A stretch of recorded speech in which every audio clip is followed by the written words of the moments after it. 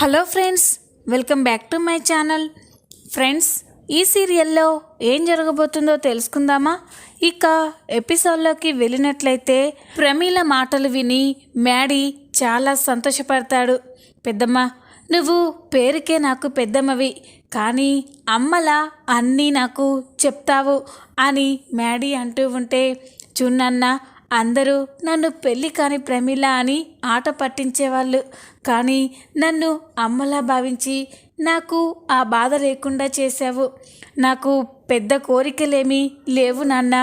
నువ్వు మధు ఇద్దరు సంతోషంగా కాపురం చేసుకొని మీరు పిల్లల్ని కంటే వాళ్ళతో ఆడుకోవాలని, సంతోషంగా ఉండాలనే నాన్న అని అంటూ ఉంటే, ఇక మ్యాడీ, పెద్దమ్మ మాటిస్తున్నాను, నీ కోరిక తప్పకుండా తీరుతుంది అని అంటూ ఉంటే ప్రమీల సంతోషపడుతుంది. ఎంత మంచి మాట చెప్పావు నాన్న. ఇప్పటి వరకు నాకు నీ విషయంలో భయంగా ఉండేది, కానీ ఇప్పుడు ఆ భయాలన్నీ పోయాయి. నువ్వు మధు సంతోషంగా ఉంటారని నాకు నమ్మకం కలిగింది. ఈ విషయం మీ అమ్మకి తెలిస్తే చాలా సంతోషపడుతుంది. ఇప్పుడే చిన్నమ్మాయికి ఫోన్ చేస్తాను అని ప్రమీల అక్కడి నుండి వెళ్ళిపోయి నాగవల్లికి ఫోన్ చేస్తుంది. ప్రమీల నుండి ఫోన్ రాగానే, ఇదేంటి పెద్దక్క ఫోన్ చేస్తుంది అని ఫోన్ లిఫ్ట్ చేసి, చెప్పక్క అని అంటుంది. చిన్నమ్మ, నీకు శుభవార్త అని అనగానే ఇక నాగవల్లి షాక్ అయిపోయి, శుభవార్త ఏంటక్క అని అంటుంది. అప్పుడు ప్రమీల, నా చిన్నమ్మాయి, మనం మ్యాడీ విషయంలో నువ్వు చాలా బాధపడ్డావు కదా.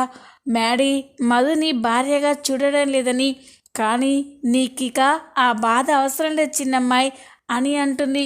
ఇక నాగవల్లి షాక్ అయిపోయి, ఏంటక్క ఏమంటున్నావు నువ్వు అని అంటూ ఉంటే, అవును నాగవల్లి, ఇక్కడికి వచ్చిన తర్వాత మ్యాడీలో చాలా మార్పు వచ్చింది. మెల్లగా మ్యాడీ మనసు పూర్తిగా మారిపోయింది. మధుని భార్యగా చూస్తున్నాడు అని అనగానే నాగవల్లి షాక్ అయిపోతుంది. ఏంటి పెద్దక్క నువ్వు చెప్పేది నిజమేనా అని అనగానే, అవును చిన్నమ్మాయి, ఇందాకే నేను మ్యాడీతో మాట్లాడాను. మ్యాడీ మాటల్లో నాకు మధుని భార్యగా అంగీకరిస్తాడని అర్థమైంది. ఈరోజు రాత్రికి ఆ శోభనం కాస్త జరిగిపోతే మధు మ్యాడీలు ఇద్దరు సంతోషంగా ఉంటారు. ఇక మనకి మ్యాడీ విషయంలో ఎలాంటి భయం ఉండదు. ఈ విషయం నీతో చెప్పడానికే ఫోన్ చేశాను చిన్నమ్మాయి, నువ్వు కూడా సంతోషపడతావని అని అనగానే నాగవల్లి ఒక్కసారిగా షాక్ అయిపోతుంది. పైకి మాత్రం మంచిగా నటిస్తూ, ఎంత మంచి మాట చెప్పావు పెద్దక్క, ఇప్పుడు ఈ మాట చెప్పావు కదా, నాకిక చాలా సంతోషంగా ఉంది, నాకు కడుపు నిండిపోయింది. సరే అక్క, మీరు శోభనానికి ఏర్పాట్లు చూడండి, ఉంటాను అని ఫోన్ కట్ చేస్తుంది. నాగవల్లి అయితే కోపంతో రగిలిపోతుంది. ఇదేంటి, అక్కడ శోభనం ఆపడానికి లోహితో చెప్పాను కదా, మరి ఈ లోహి ఏం చేస్తుంది అని వెంటనే లోహికి ఫోన్ చేస్తుంది. నాగవల్లి నుండి ఫోన్ రాగానే లోహి టెన్షన్ పడుతుంది.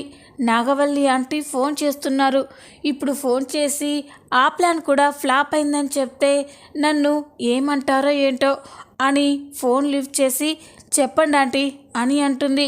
నాగవల్లి కోపంగా, ఏంటి చెప్పేది, నేను చెప్పిన ప్లాన్ ఏం చేశావు కదా, మ్యాడీకి ఆ మధుని చిన్ని అని తెలిసిపోయిందా అని అంటూ ఉంటే, ఇక లోహి అది ఆంటీ అని అంటూ ఉంటే, ఏంటో చెప్పు అని అంటుంది.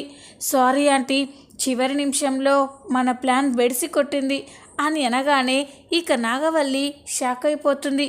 ఏంటి, ఏం జరిగింది అని అంటూ ఉంటే, ఆ మధు సరిగ్గా తెలివిగా వ్యవహరించి మ్యాడీ ఆ ఫోటోలు చూడకుండా ప్లాన్ చేసింది ఆంటీ అని అనగానే ఇక నాగవల్లి షాక్ అయిపోతుంది. మరి ఇప్పుడెలా? ఈరోజు రాత్రికి మ్యాడీకి మధుకి శోభనమంట, మ్యాడీ ఎలా ఉన్నాడు అని అంటూ ఉంటే, ఆంటీ ఇక్కడ ఏం జరుగుతుందో నాకేం అర్థం కావట్లేదు. మన ఇంట్లో ఉన్నన్ని రోజులు మ్యాడీ మధుకి దూరంగా ఉండేవాడు, మధుని ఫ్రెండ్ లాగే చూసేవాడు. కానీ ఇక్కడికి వచ్చాక ఆ వ్రతం జరిపించాక మ్యాడీకి ఏమైందో ఏంటో అర్థం కావట్లేదు. మధుని ప్రేమగా చూస్తున్నాడు, మధుతో చనువుగా ఉంటున్నాడు. అదంతా చూస్తుంటే నాకు భయంగా ఉందంటే మ్యాడీ కూడా చలించిపోయాడేమో అని అంటూ ఉంటే నాగవల్లి షాక్ అయిపోతుంది. మధు అన్న మాటలే గుర్తుకు వస్తూ ఉంటాయి. శోభన ముహూర్తానికి ఉన్న బలం వల్ల మ్యాడీ మనసు చలిస్తుందేమో, నన్ను భార్యగా అంగీకరిస్తాడేమో అని మధు అన్న మాటలు గుర్తుకు వచ్చి నాగవల్లి ఒక్కసారిగా షాక్ అయిపోతుంది. చూడు, ఎట్టి పరిస్థితుల్లో ఆ శోభనం జరగకూడదు. ఆ శోభనం జరిగిందో నేను నీ సంగతి చెప్తాను అని అనగానే ఇక లోహి షాక్ అయిపోతుంది. సారీ ఆంటీ, ఇక నేనేం చేయలేను. ఎందుకంటే ఆ మధుకి నా మీద ఫుల్గా డౌట్ వచ్చేసింది. నేను శోభనం ఆపడానికే ప్లాన్ చేస్తున్నానని. అది ఎప్పటికప్పుడు అలర్ట్గా ఉంటుంది. నేనేం చేయలేనంటీ అని లోహి అనగానే నాగవల్లి కోపంతో రగిలిపోతుంది. సరే, నేనే ఏదో ఒకటి చేస్తాను అని ఫోన్ కట్ చేస్తుంది. ఫోన్ కట్ చేసిన తర్వాత నాగవల్లి కోపంగా ఆలోచిస్తూ ఉంటుంది. లేదు, మ్యాడీ ఆ మధుని భార్యగా అంగీకరించడం ఏంటి? ఆ మధు ఏదో మాయ చేసి మ్యాడీని తన వైపుకు తిప్పుకుంది. ఇప్పుడు మధు మ్యాడీలా శోభనం జరిగిపోతే ఆ మధు ముందు నేను ఓడిపోయినట్టు అవుతుంది. అలా జరగడానికి వీల్లేదు. ఎప్పటికీ ఆ మధు గెలవకూడదు. అలా జరగాలి అంటే ఈరోజు శోభనం ఆగిపోవాలి. కానీ ఏం చెయ్యాలి అని నాగవల్లి ఆలోచిస్తూ ఉంటుంది. మరోపక్క మ్యాడీ మధుల శోభనానికి అన్ని ఏర్పాట్లు చేస్తూ ఉంటారు. మ్యాడీ కూడా మధు మీద ప్రేమతోనే మధుకి దగ్గరవ్వాలని అనుకుంటూ ఉంటారు. మధుని అందరూ శోభనపు పెళ్లి కూతుర్లా ముస్తాబు చేస్తూ ఉంటే మధు సిగ్గుపడుతూ ఉంటుంది. ఇక లోహి అయితే కోపంతో రగిలిపోతూ ఉంటుంది. ఏం చెయ్యాలి? నాగవల్లి అంటే శోభనం ఆపమని చెప్పింది, కానీ అది నా వల్ల అయ్యేలా లేదు అని లోహి అనుకుంటూ ఉంటుంది. ఇక నాగవల్లి అయితే తన ప్లాన్ని అమలు చేస్తూ ఉంటుంది. ఎలాగైనా ఈ శోభనం ఆగిపోవాలి, ఎలా ఉన్న పలంగా మ్యాడీ అక్కడి నుండి ఇక్కడికి వచ్చేయాలి అని అనుకుంటూ ఉంటుంది. ఇక అప్పుడే నాగవల్లి ఒక ప్లాన్ని ఆలోచించి కావాలనే మెట్ల మీద నుండి జారి పడిపోయినట్లు పడిపోతుంది. తలకి బాగా గాయం చేసుకొని రక్తం వచ్చేటట్టుగా దెబ్బ తగిలించుకుంటుంది. ఇక నాగవల్లి అలా పడిపోగానే దేవ, వసంత, శ్రేయాలు షాక్ అయిపోతారు. పరిగెత్తుకుంటూ అక్కడికి వచ్చి నాగవల్లి, ఏం జరిగింది నాగవల్లి అని అంటూ ఉంటే ఇక నాగవల్లి, అర్థం కావట్లేదు బావా, కళ్ళు తిరిగి పడిపోయాను అని అనగానే ఇక దేవ, వసంత, శ్రేయాలు ఒక్కసారిగా షాక్ అయిపోతారు. పద నాగవల్లి అని నాగవల్లిని గదిలోకి తీసుకెళ్తారు. డాక్టర్కి ఫోన్ చేస్తారు. నాగవల్లి బాగా నీరసపడినట్టు బాధపడుతున్నట్లు నటిస్తూ ఉంటుంది. బావా, నాకెందుకో మ్యాడీని చూడాలనిపిస్తుంది. మ్యాడీని ఇక్కడికి వచ్చాక ఇన్ని రోజులు వాడికి ఎప్పుడు దూరంగా లేను. నాకెందుకో మన మ్యాడీని చూడాలనిపిస్తుంది బావా, ఒక్కసారి మ్యాడీకి ఫోన్ చెయ్యి అని అనగానే ఇక దేవ కూడా అలాగే నాగవల్లి అని మ్యాడీకి ఫోన్ చేస్తూ ఉంటాడు. అప్పుడే మధు గదిలోకి వస్తుంది. మ్యాడీ మధుని దగ్గరికి తీసుకుంటూ ఉండగానే ఇంతలోనే ఫోన్ వస్తుంది. ఇదేంటి డాడ్ ఇప్పుడు ఫోన్ చేస్తున్నారు అని ఫోన్ లిఫ్ట్ చేసి డాడ్ అని అనగానే మ్యాడీ, నువ్వు వెంటనే అర్జెంటుగా బయలుదేరి మన ఇంటికి రావాలి అని అనగానే ఇక మ్యాడీ ఒక్కసారిగా షాక్ అయిపోతాడు. ఏంటి డాడ్, ఏమైంది? Are you okay? అక్కడంతా బాగానే ఉంది కదా అని అంటూ ఉంటే అన్నీ తర్వాత చెప్తాను నాన్న, నువ్వు వెంటనే బయలుదేరిరా అని అంటూ ఉంటే ఇక మ్యాడీ, డాడీ చెప్పండి, నాకు టెన్షన్గా ఉంది. అమ్మ ఓకే కదా అని అంటూ ఉంటే మీ అమ్మ తలకి బలంగా గాయం తగిలింది నాన్న, బ్లడ్ వస్తుంది, నిన్నే చూడాలని కలవరిస్తుంది, అందుకే నీకు ఫోన్ చేశాను అని అంటూ ఉంటే ఇక మ్యాడీ ఒక్కసారిగా షాక్ అయిపోతాడు. ఏంటి డాడ్, మమ్మీకి దెబ్బ తగిలిందా? నేను వెంటనే బయలుదేరుతున్నాను అని మ్యాడీ చాలా కంగారుగా అక్కడి నుంచి వెళ్ళిపోతాడు. అది చూసి మధు అయితే షాక్ అయిపోతుంది. ఇదంతా నాగవల్లి అత్తయ్య, మ్యాడీ నాకు దగ్గర అవ్వకుండా ప్లాన్ చేశారన్నమాట అని మధు ఆలోచిస్తూ ఉంటుంది. మ్యాడీ పరిగెత్తుకుంటూ నాగవల్లి దగ్గరికి వెళ్తాడు. మమ్మీ ఇప్పుడు ఎలా ఉంది అని అంటూ ఉంటే, నువ్వు వచ్చావు కదా మ్యాడీ, ఇక నాకేం కాదు, సారీ నాన్న, నిన్ను డిస్టర్బ్ చేశానా అని అంటూ ఉంటే, లేదు మమ్మీ, నాకు నీకంటే నీ సంతోషం కంటే నా సంతోషం ఎక్కువేమీ కాదు, పర్వాలేదు మమ్మీ, నువ్వు ఇప్పుడు బాగా ఉన్నావు, అది చాలు అని మ్యాడీ అంటూ ఉంటాడు. ఇక నాగవల్లి, సరే నాన్న, నువ్వు నన్ను వదిలి ఎక్కడికి వెళ్ళకు, నువ్వు లేకుంటే ఈ అమ్మ మనసు తట్టుకోలేదు అని అంటూ ఉంటే ఇక మ్యాడీ కూడా సరే అంటాడు. ఇంతలోనే ఉదయం అవుతుంది. ఉదయం కాగానే మధు కూడా ఇంటికి వచ్చేస్తుంది. మధు, శ్రేయ, లోహి, ప్రమీల అందరూ ఇంటికి వస్తారు. ఇక నాగవల్లి గదిలో రెస్ట్ తీసుకుంటూ ఉంటుంది.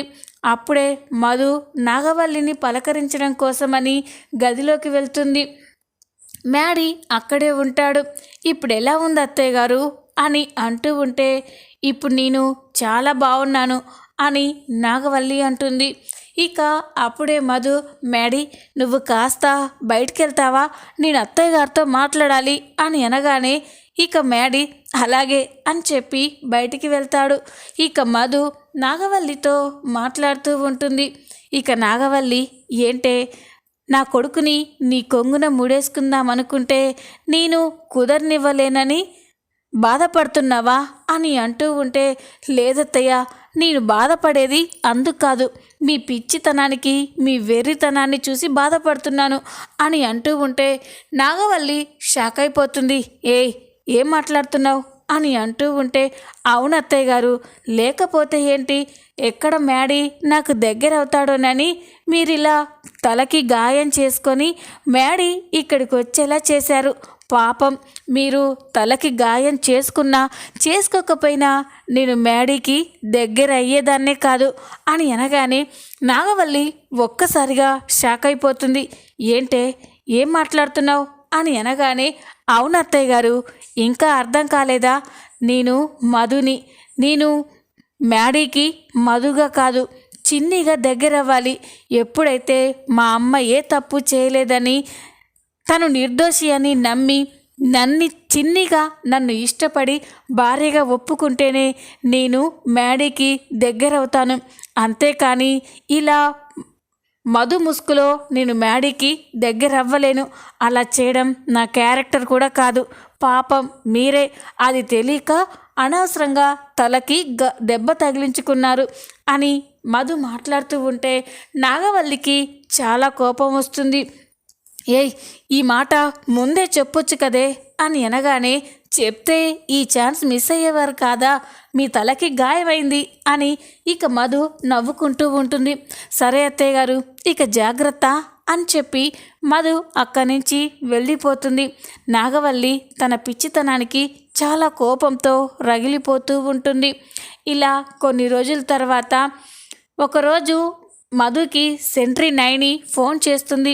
నైని నుండి ఫోన్ కాల్ రాగానే ఇక మధు ఫోన్ లిఫ్ట్ చేసి, చెప్పండి నైని ఆంటీ అని అంటుంది.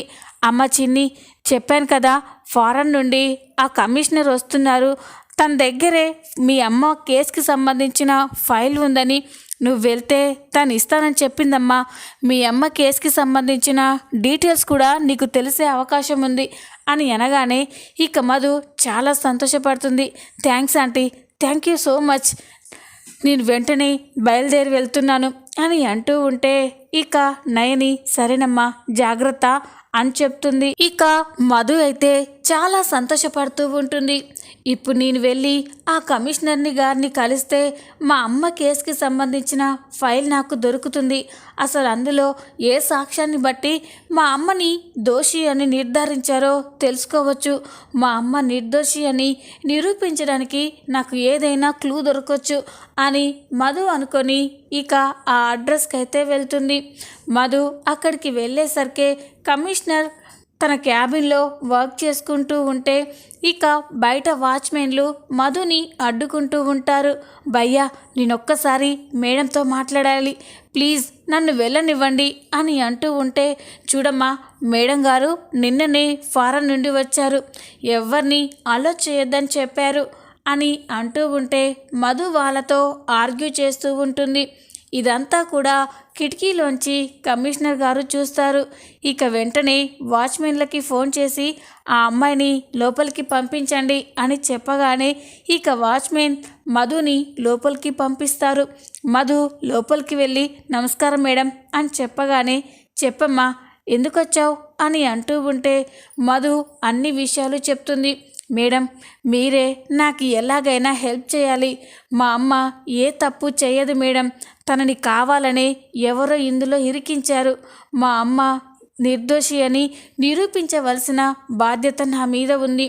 అందుకే మీరొక్కసారి నాకు మా అమ్మ కేసుకి సంబంధించిన ఫైల్ తీసిస్తే నేను దాన్ని బట్టి అన్ని విషయాలు తెలుసుకుంటాను అని అంటూ ఉంటే ఇక కమిషనర్ బాగా ఆలోచించి, చూడమ్మా, నేను ఇలా చేయడం చట్టవిరుద్ధం, కానీ మీ అమ్మ నిర్దోషి అని నిరూపించుకోవాలని నువ్వు ఆరాటపడుతున్నావు చూడు, అందుకోసం తప్పైనా చేస్తాను, కానీ ఈ విషయం బయట ఎవరికీ తెలియనొద్దు అని అనగానే ఇక మధు తప్పకుండా మేడం అని అంటుంది. ఇక కమిషనర్, నేను వెళ్ళి ఆ ఫైల్ తీసుకొస్తానమ్మా, నువ్వు ఇక్కడే ఉండు అని లోపలికి వెళ్ళి ఆ ఫైల్ని వెతికి తీసుకొస్తుంది. ఇక మధు అయితే ఆ ఫైల్ దొరికినందుకు చాలా సంతోషపడుతుంది. ఇదిగోనమ్మా, ఇదే మీ అమ్మ కేసుకి సంబంధించిన ఫైల్, అన్ని డీటెయిల్స్ ఇందులో ఉన్నాయి అని అనగానే ఇక Madhu, thank you madam, thank you so much, మీ సాయాన్ని నేను ఎప్పటికీ మర్చిపోలేను అని మధు అంటుంది. ఇక మధు అక్కడ నుండి సంతోషంగా బయలుదేరుతుంది. ఒక చోటికి వచ్చి అక్కడే స్కూటీని ఆపేసి అసలు ఈ ఫైల్లో ఏముందో చూడాలి అని ఇక ఒక దగ్గర కూర్చొని ఆ ఫైల్ ఓపెన్ చేసి అందులో మ్యాటర్ మొత్తం చదువుతూ ఉంటుంది. అందులో మ్యాటర్ చదివి మధు ఒక్కసారిగా షాక్ అయిపోతుంది. ఇదేంటి, ఈ ఫైల్లో ఇలా ఉంది, మా అమ్మే మ్యాడీ వాళ్ళ అమ్మని చంపినట్టు మ్యాడీ వాళ్ళ నాన్న దేవా అంకుల్ సాక్ష్యం చెప్పడం ఏంటి, అది కాకుండా మా అమ్మే పోలీస్ స్టేషన్కి వెళ్ళి కంప్లైంట్ ఇవ్వడం ఏంటి, అందులో ఇలా ఉందేంటి, అసలు ఒకదానికొకటి ఏమాత్రం మ్యాచ్ అవ్వడం లేదు. నిజంగా మా అమ్మ మ్యాడీ వాళ్ళ అమ్మని చంపుంటే తనే స్టేషన్కి వెళ్ళి ఎందుకు కంప్లైంట్ చేస్తుంది, పారిపోయేది కదా. మరి అలాంటప్పుడు మ్యాడీ వాళ్ళ నాన్న దేవా అంకుల్ ఎందుకు అబద్ధం సాక్ష్యం చెప్పారు, ఇందులో ఏదో తిరకాసు ఉంది. ఎవరో డబ్బు పెట్టి అధికారులని కొనేసి మా అమ్మని దోషిగా చిత్రీకరించారు. లేదు, నేను వదిలిపెట్టను, దీని వెనక ఎవరున్నా వాళ్ళని అస్సలు వదిలిపెట్టను అని ఇక మధు నిర్ణయించుకుంటుంది. తను బలంగా ఒక నిర్ణయం తీసుకుంటుంది. ఏమీ తెలియనట్టే ఇంటికి వెళ్తుంది. ఇంతలోనే ఉదయం అవుతుంది. ఉదయం కాగానే అందరూ హాల్లో కూర్చొని సరదాగా మాట్లాడుకుంటూ ఉంటారు. ఇంతలోనే అక్కడికి ఎస్ఐ తన చుట్టూ కొంతమంది పోలీసులు వస్తారు. పోలీసులు ఇంటికి రావడం చూసి దేవా, నాగవల్లి, మ్యాడీ ఇంట్లో వాళ్ళంతా షాక్ అయిపోతారు. ఇక దేవా, ఏంటి ఎస్ఐ గారు ఇలా వచ్చారేంటి, నాతో ఏదైనా పనుందా అని అనగానే, సార్, మేము ఒక కేసు విషయంలో ఇంట్రాగేషన్ చేయడానికి వచ్చాము అని అంటారు. అది విని దేవా, నాగవల్లి అందరూ ఒక్కసారిగా షాక్ అయిపోతారు. ఏంటండి, మీరు ఇంట్రాగేషన్ చేయడానికి రావడం ఏంటి, ఏంటి కేసు, ఎవరు కంప్లైంట్ ఇచ్చారు అని అనగానే ఇక మధు, నేనే ఇచ్చాను అంకుల్ అని అక్కడికి వస్తుంది. మధు అక్కడికి రావడం చూసి దేవా, నాగవల్లి, మ్యాడీ షాక్ అయిపోతారు. ఇక మ్యాడీ, ఏంటి మధు, నువ్వు పోలీస్ కంప్లైంట్ ఇచ్చావా, ఏమని ఇచ్చావు, ఎందుకు ఇచ్చావు అని అంటుంది. మ్యాడీ, నేను చిన్ని వాళ్ళమ్మ కావేరి విషయంలో పోలీస్ కంప్లైంట్ ఇచ్చాను అని అనగానే ఇక అందరూ షాక్ అయిపోతారు. ఇక నాగవల్లి కోపంగా, ఏయ్ నీకేమైనా పిచ్చా, మళ్ళీ ఆ కావేరి గురించి కంప్లైంట్ ఇవ్వడం ఏంటి అని అంటూ ఉంటే, ఎందుకంటే మీరంతా కోప్పడతారు, పాపం ఆ కావేరి గారికి ఏ పాపం తెలీదు, కావాలనే తనని ఎవరో ఇందులో ఇరికించారు, మ్యాడీ వాళ్ళ అమ్మని చంపేసి అనవసరంగా శిక్ష పడేలా చేశారు అని మధు అంటూ ఉంటే దేవాకి చెమటలు పడుతూ ఉంటుంది. ఇదేంటి ఈ అమ్మాయి ఇలా మాట్లాడుతుంది అని అంటూ ఉంటే ఇప్పుడేమంటారు మరి అని దేవా అంటాడు. ఇక ఎస్ఐ గారు, ఏం లేదు సార్, మీ వైఫ్ కేస్ని మళ్ళీ రీఓపెన్ చేసి ఇంటరాగేషన్ చేస్తున్నాము, అందుకే ఆ విషయంలో మీరు అప్పుడప్పుడు స్టేషన్కి రావాల్సి ఉంటుంది, మిమ్మల్ని కూడా ఇంటరాగేషన్ చేయాలి కదా అని అనగానే దేవా నాగవల్లి ఒక్కసారిగా షాక్ అయిపోతాడు. నాన్సెన్స్, నేను ఇంటరాగేషన్కి రావడం ఏంటి, ఆ రోజు నా భార్యను చంపింది ఆ కావేరియే, అది సాక్ష్యాలతో సహా ప్రూవ్ అయ్యాయి, మళ్ళీ రీఓపెన్ ఏంటి అని అనగానే ఇక మధు, ఏంటంకుల్ మీరెందుకు అంత టెన్షన్ పడుతున్నారు, అయినా అందులో బలమైన సాక్షి మీరేనట కదా, అందుకే మిమ్మల్నే ఇంటరాగేషన్ చేస్తానని చెప్పారు, అన్యాయంగా చిన్ని వాళ్ళ అమ్మని ఇందులో ఇరికించారు, అందుకే ఆమె మీద పడ్డ నింద పోవడం కోసమే నేను కేసు రీఓపెన్ చేయించాను అని మధు చెప్పగానే అందరూ షాక్ అయిపోయి చూస్తూ ఉంటారు. చూద్దాం రాబోయే ఎపిసోడ్లో ఏం జరగబోతుందో. ఈ వీడియో కనుక మీకు నచ్చినట్లయితే లైక్ చేయండి, సబ్స్క్రైబ్ చేసుకోండి. Thanks for watching.